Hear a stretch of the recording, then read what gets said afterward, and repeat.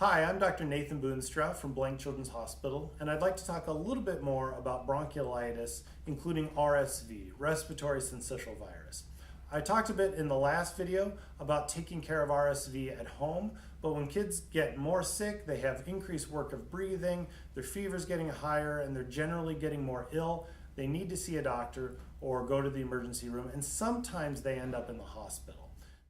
Now, being admitted to the hospital with RSV can be a very frustrating experience, both for the child and for the family. Because this is a viral illness, there isn't necessarily a magic intervention that makes the child get better faster. And a lot of what they do in the hospital is supportive care while the child fights off the virus on his or her own.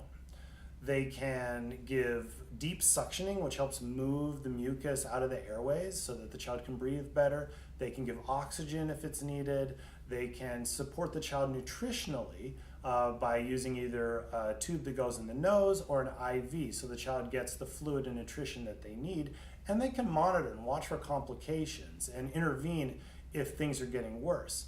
But I know that it's frustrating for families to feel like you want more done and your child is not getting better as fast as you'd like.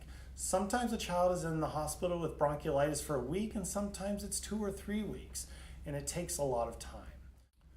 But doctors don't want to use medicines or therapies that are not shown to work in bronchiolitis. And there are certain things that we're trying to get away from because the scientific literature shows they just don't really help in most cases.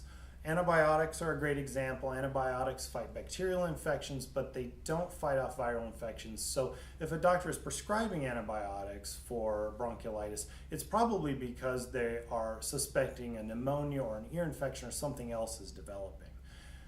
Steroids are something that we use commonly in asthma for wheezing, but they are also not helpful in bronchiolitis, even though sometimes there's wheezing in bronchiolitis. And the same is true about albuterol, a bronchodilator, things that we use in asthma to open up the airways. This is just a different process when it comes to an infectious bronchiolitis, and albuterol just doesn't help. In fact, the American Academy of Pediatrics advises against using these kinds of interventions with simple bronchiolitis, even if they're pretty sick and in the hospital. It's very normal to want to have as much as possible done for your child when they're in the hospital, but some things just aren't shown to be effective and may have side effects. This is why hospital pediatricians use expert guidelines to determine how to treat things like bronchiolitis. For more information on RSV and bronchiolitis, check out the blog PedsGeekMD.com.